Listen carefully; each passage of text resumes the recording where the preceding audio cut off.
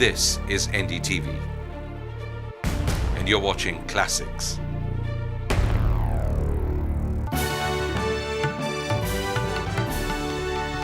आप देख रहे हैं टॉकिंग हेड्स और हम बात कर रहे हैं लता मंगेशकर से। आपने कहा है कि अगर आपको ज़िंदगी में संगीत का सफ़र दोबारा शुरू करना पड़े तो आप शास्त्रीय संगीत बहुत गहराई से सीखना चाहेंगी। क्या आपको कभी ऐसा लगता है, कुछ अफसोस लगता है कि शुरुआत में आपको शास्त्रीय संगीत सीखने का मौका नहीं मिला? नहीं, मुझे मौका तो मिला, क्योंकि मैं बचपन से सीखती आई हूँ। मेरे पिताजी से सीखा, फिर अमान अली खां साहब से, अमानत खां से।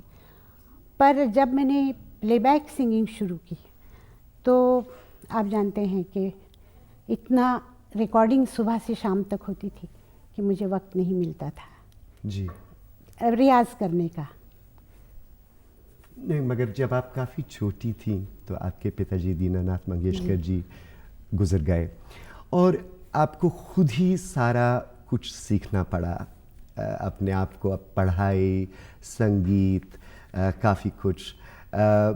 जब आप मुड़ के पीछे देखती हैं तो कौन सी ऐसी संगीत में ध्वनि है, जा आवाज़ है, जो आपके दिल में, जा दिमाग में गूंजती है, जा बैठी हुई है? बड़े गुलाम अली साहब, अमान अली खां साहब, आपके वालिद साहब? जी हाँ। नहीं, सबसे पहले तो मैं कहूँगी मेरे वालिद साहब की आवाज़, उन्होंने जो सिखाया वो हमेशा ही मुझे याद रहता है। और उसके बाद अगर आप, मेरे गुरुजनों का तो है ही, पर अगर फिल्म के हिसाब से आप सोचेंगे तो मुझे सहगल साहब हमेशा ही याद हैं। उनका गाना, मुझे उनका गाना बहुत पसंद था। फिल्मों में गाना शुरू करने के बाद मैंने कुछ नूरजहां को भी बहुत सुना। जी जी। तो मैं हमेशा एक शिष्य बन के ही रही हूँ, जिससे जो मिले मैं सबको गुरु ही मानती हूँ। किससे कब क्या मिल जाए पता नहीं होता है। जी, काफ़ी साल पहले आपने ऑल इंडिया रेडियो को एक इंटरव्यू दी थी जिसमें आपने, मेरा ख्याल आपसे पूछा गया नूरजहां जी के बारे में, तो आपने कहा कि उनके गले में तो खुदा बसता है। आपका नूरजहां जी से क्या ख़ास संबंध था? मेरा संबंध तो वैसे नहीं था। जब पहले उनकी फिल्म आई तो मैंने उनको सुना था ख़ानदान में, तब से मुझे उनका गाना अच्छा लगता था। उसके बाद एक फिल्म बनी थी बड़ी माँ जी, और मैं उस वक्त प्रफुल्ल पिक्चर्स में काम करती थी, फिल्मों में छोटे छोटे रोल। तो शूटिंग के लिए वो कोल्हापुर आई थी। जी। तो कोल्हापुर में मास्टर विनायक के यहाँ मैं थी, उन्होंने मुझे उनसे मिलवाया। तो मास्टर विनायक ने कहा कि नूरजहां जी, ये लड़की बहुत अच्छा गाती है। मैं बहुत छोटी थी उस वक्त, 14 या 15 साल की थी। तो उन्होंने कहा सुनाओ बेटा। तो मैंने उनको 1-2 गाने सुनाए, कुछ क्लासिकल सुनाया, तो वो बहुत खुश हुई। कहने लगे दिल लगा के रियाज़ करो, अल्लाह तुमको बहुत कामयाबी देगा। फिर बाद में मेरा उनका मिलना नहीं हुआ, चूँकि वो पाकिस्तान चली गई। पर एक बार मैं उनको वाघा बॉर्डर पे मिली थी। अब मुझे साल याद नहीं है, पर वहाँ जाके हमने उनसे मुलाकात की थी और काफ़ी देर बात हुई। बाद में फिर मैं उनको अमेरिका में मिली, लंदन में 4-5 बार मिली, अभी हाल में जब उनका ऑपरेशन हुआ था उसके बाद। और अभी कुछ दिन पहले मैंने उनसे कराची में बात की। तो अभी भी उतना ही प्यार है, हाँ, वही पुराना रिश्ता, संबंध चलता आ रहा है। अब बस एक छोटा सा ब्रेक के बाद लता मंगेशकर के बातचीत का सिलसिला जारी रहेगा।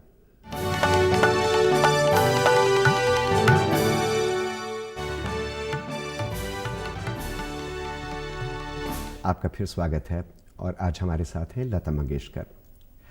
लता जी, शुरू के आपके दिन काफ़ी संघर्ष के थे जी। और आप बहुत ही छोटी थीं जब आपके पिताजी का देहांत हो गया। और सुनने में ये आता है कि उनके देहांत के कुछ ही दिन बाद आपको पूरे अपने शो का मौका भी नहीं मिला, आपको स्टेज पे जाकर नाटक करना पड़ा। क्या ये बात सच है? जी नहीं, मैं उनके देहांत के बाद 1-2 महीने के अंदर मैंने नवयुग फिल्म में काम शुरू किया और उसमें मैंने एक हीरोइन की बहन का रोल किया था। तब मैं 13 साल की थी और स्नेह प्रभा प्रधान करके बहुत मशहूर एक्ट्रेस थी, उनकी बहन का रोल किया था और 1-2 गाने भी थे उसमें मेरे। तो वहाँ से ये सिलसिला शुरू हुआ कि फ़िल्मों में काम करना पड़ेगा, क्योंकि मेरे ऊपर बहुत बड़ी जिम्मेदारी थी। हम 5 भाई बहन, मतलब एक भाई मेरा और 4 बहनें, माँ, तो इनको सबको देखना पड़ता था।